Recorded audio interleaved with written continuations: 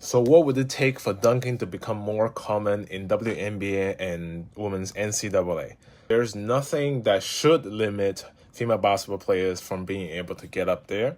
But historically, people have noticed that there are differences between the men's and the women's game, and that's really a manifestation of how differently they were developed as opposed to any inherent limitations. What I mean by that is there's simply a large difference in the amount of specific practice in order to jump first as high as possible and to dunk the basketball into the rim. A very common experience shared by most guys was that they were trying to dunk on low rims and pretend to be LeBrons. But a lot of times for female basketball players, there were simply not that reference point at the highest level for people to chase after. And rather, other aspects of the basketball game were focused more in order for you to be successful at the sport.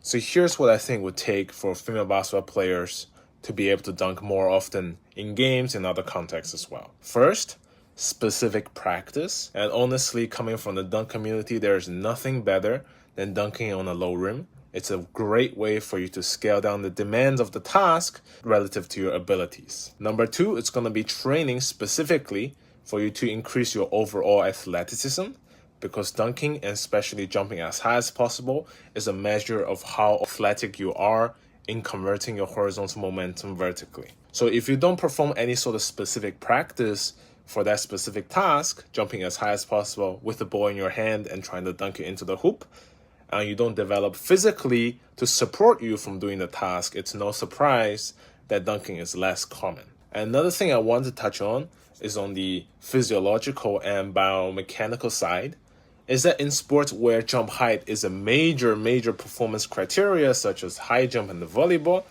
we see that female athletes can jump really high towards like the 35 to 40 inches vertical range, where if you're tall enough, that can easily support you from being able to dunk. And obviously being tall helps, and girls are growing taller and taller by each generation. So here's the ideal scenario for me.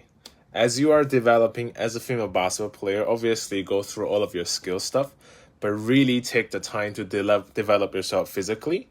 And if you feel like doing it, try to find access to a lower rim and just start dunking. Jumping off 1 foot, jumping off 2 feet, and dunking a variety of ways. Just have fun, right? Just keep trying. And eventually we're going to have female dunkers throwing down windmills or even crazier stuff. And on the point of specific practice, I also wanted to talk about the differences in terms of like frequency in the number of 1 foot jumps we see from female athletes dunking versus 2 foot jumps. So I think my theory is that the reason we see a lot of 1 foot jumps is not because I don't think it's any inherently better from a biomechanics or physiological perspective, but simply that it's practiced more. It's the way that most female athletes have learned to do a layup and to try to jump as high as possible. So eventually, for the very few percentage of those that could get there without much without much additional training, it is a viable strategy for them to jump as high as possible. Even though there is some evidence that if you jump off 2 feet, as long as you learned it enough, it's a way that can actually lower the demands for you to generate upward momentum. Okay, so it's a way for you to obviously share loads between each of your legs, right? So then each leg has to do a little bit less, and you should be able to get similar jump heights, given that you've practiced it specifically enough, and obviously do all of the other physical athleticism related training to support this specific movements. The 1 foot jumps that we see in these highlights in the videos, it's more like a survivalship bias as opposed to any inherent advantages.